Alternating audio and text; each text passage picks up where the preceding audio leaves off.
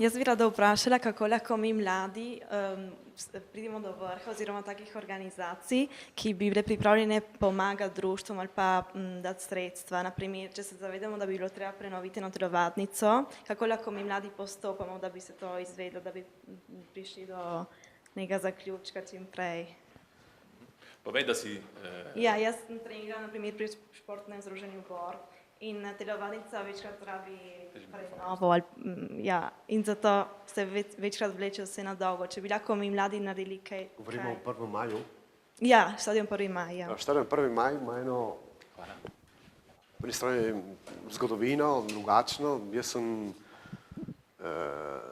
hotel na vse načine, da se, oziroma sem prišel do enega, lahko rekel, ne še do zaključka kompromisov.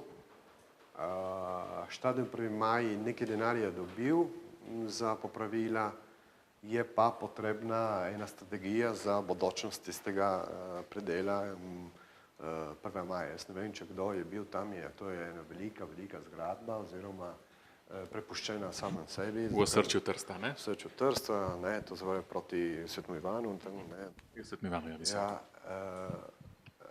Danes, recimo, SSO zelo ni prisoten v teh odborih. Pač pa si želi biti prisoten, moj predlog, moje stališče je, da se zgradi, ustanovi eno novo društvo, da tudi SSO je tam noter, da razvije tiste predloge, ki si sama ti jih povedala, to zapravi, da bodočnosti tistega predela. Jaz mislim, da tista stvar, glede da je dobila 2 milijona 8 za zgraditev tega novega centra, bi lahko rekel, ki bo v lasti, ne bo v lasti, se ne ve še točno, kako bo vsa ta stvar. Vendar pa bo tukaj dijaški dom, ki bo sledil največ tej zadevi, oziroma ki sledi največ tej zadevi, zato ker mislim, da tukaj dijaški dom je tista, ki največ deluje, največ denarja, še posebno s tistimi projekti ptički, ne vem, če veste, kaj so ti ptički, so zadeva teh beguncev, to pravi, za vsega begunca dobi in zaradi tega tudi pripomoga in bi lahko rekel, prispeva delovanju tega dijaškega doma in zato tudi dosti več denarja, če se ne motim, 800.000 evrov vsako leto dobiva dijaški dom in zaradi tega ima tak, lahko rekel, tako obračun, tako velik, tak fakturiran, tako veliko, da lahko pripomore do ene strategije tistega predela. 1. maj je tukaj vmes tudi ZSŠDI, to se pravi Združenje športnih društev.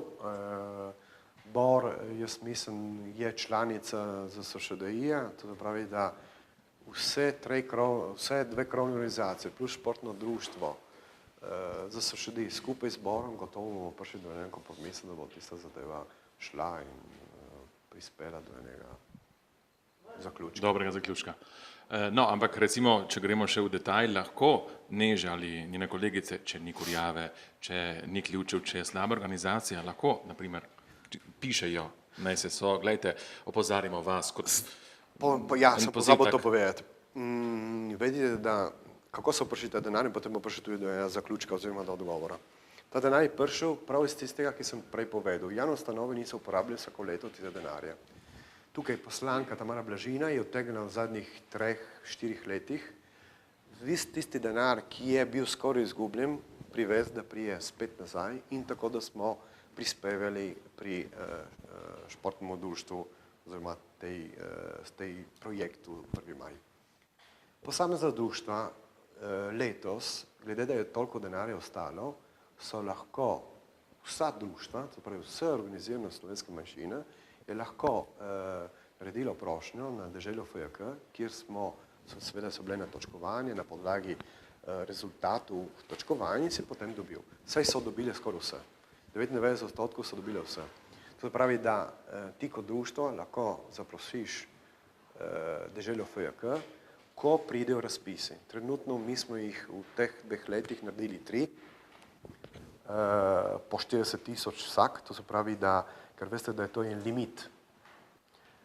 Mala društva lahko naredijo do 40.000, ker nimajo potrebe narediti 3 preventive, evropske projekte, če reš več kot 1 milijon, treba narediti evropske projekte. Evropske projekte pomeni, da je treba dati v en sistem evropski, kjer lahko pride, ne pride Lojze Hlede, gradbeništvo Lojze Hlede delati tam, ampak mora biti v tem sistemu evropskem. Zato, recimo, to smo naredili, te razpise, prav za mala društva, da lahko utegnejo popraviti tisto, kar lahko v tistih zgradbah lahko to naredi. Zato jaz mislim, da trenutno so bile že zaključene te razpisi, to se pravi, da se je lahko rekel, da si prepozna.